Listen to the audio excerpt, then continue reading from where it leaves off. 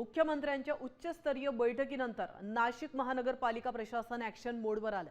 शहरातील खड्ड्यांकडे दुर्लक्ष केल्याप्रकरणी महानगरपालिका आयुक्तांनी 5 कार्यकारी आणि 8 उपअभियंत्यांसह एकूण 13 जणांना कारणे दाखवा नोटीस बजावली आहे। या नोटिशीला 7 दिवसात उत्तर देणं बंधनकारक आहे, अन्यथा थेट राज्य शासनाकडे अहवाल पाठवण्यात येणार आहे आणि शहरातील खड्ड्यांमुळे आतापर्यंत 6 नागरिकांचा बळी गेला।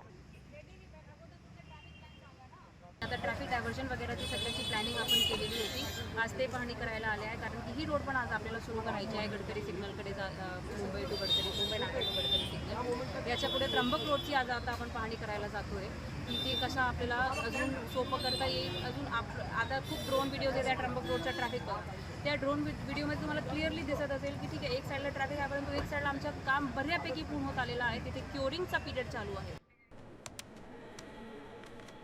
मी खात्रीशीर न्यूजसाठी फक्त साम टीव्ही बघते, कारण तिथल्या बातम्या रिलेट करतात।